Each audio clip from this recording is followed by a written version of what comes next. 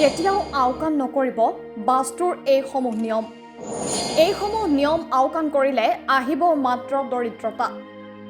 ভাল বেয়া সময়বোৰ জীৱনৰ এটা অংশ, কিন্তু কিছুমান সংকট এনেকুৱা যে তেওঁলোকৰ লোকচানৰ ক্ষতিপূৰণ বহুদিনলৈ কৰিব নোৱাৰি। ঋণত থকাটো তেনে এটা সমস্যা। বাস্তুশাস্ত্ৰৰ মতে ঘৰৰ ভুল বাস্তুৱে পৰিয়ালৰ সদস্যৰ জীৱনত বহু সমস্যাৰ সৃষ্টি কৰে। পাৰিবাৰিক বিবাদ, কোনো সমস্যা বা আনটো সমস্যাত আবদ্ধ হৈ থকা বা ঋণৰ বোজা বৃদ্ধি, এই সকলোবোৰ বাস্তুৰ দোষৰ বাবে হ'ব পাৰে। কেতিয়াবা বাস্তুৰ সাধাৰণ ভুল এটাই আপোনাৰ ডাঙৰ ক্ষতি কৰিব পাৰে। সেয়েহে বাস্তুৰ এই সৰু সৰু কথাবোৰ সদায় মনত ৰখা উচিত। সেয়েহে আজিৰ এই প্ৰতিবেদনৰ জৰিয়তেও বাস্তুৰ এই সৰু সৰু কথাবোৰৰ সম্পৰ্কে আহকচোন জানো। ঘৰৰ মূল গেটখন এনেকৈ ৰখা।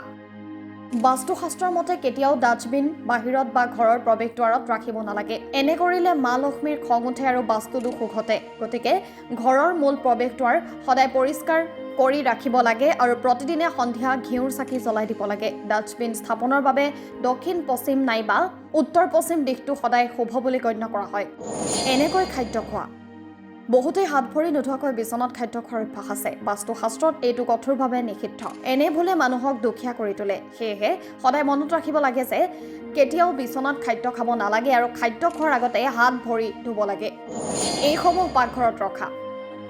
লেতেৰা বাচন বৰ্তন কেতিয়াও ৰাতি পাকঘৰত থৈ দিব নালাগে। যদি কিবা কাৰণত ৰাতি বাচন বৰ্তন ধুব পৰা নাই, তেন্তে পাকঘৰত নাৰাখি বাহিৰত ৰাখক। ইয়াৰ লগতে ৰাতিপুৱা শুই উঠাৰ পিছত সদায় পাকঘৰ চাফা কৰিব লাগে। এনে কৰি জীৱনত আৰ্থিক সমস্যা স্থায়ী হৈ থাকে আৰু পৰিয়ালত সদায় কোনোবা নহয় কোনোবা সমস্যা থাকে।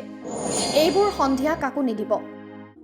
বাস্তুশাস্ত্ৰৰ মতে কেতিয়াও সন্ধিয়া কাকো গাখীৰ, দৈ বা নিমখ দান কৰা উচিত নহয়। ই আৰ্থিক অৱস্থাৰ বাবে অতি ক্ষতিকাৰক বুলি প্ৰমাণিত হ'ব পাৰে। প্ৰয়োজন হ'লে তেতিয়া ৰাতিপুৱা দিব, কিন্তু সন্ধিয়া এইবোৰ দিবলৈ অস্বীকাৰ কৰিব। ভুলতেও এই ঠাইত ধৰ্ম শাস্ত্ৰ নাৰাখিব। তথ্যৰ অভাৱত বহুতে ধৰ্মীয় গ্ৰন্থ আৰু কিতাপ ভুল দিশত ৰাখে। ইয়াক শুভ বুলি গণ্য কৰা নহয়। ধৰ্মীয় গ্ৰন্থ আৰু কিতাপ সদায় পশ্চিম দিশত ৰাখিব লাগে। বহুতে বিচনাৰ ভিতৰত, আঁঠুৱা আৰু বিচনাৰ তলত ৰাখে। এনে কৰি ঘৰতে বহু ধৰণৰ সমস্যাৰ সন্মুখীন হ'বলগীয়া হয়।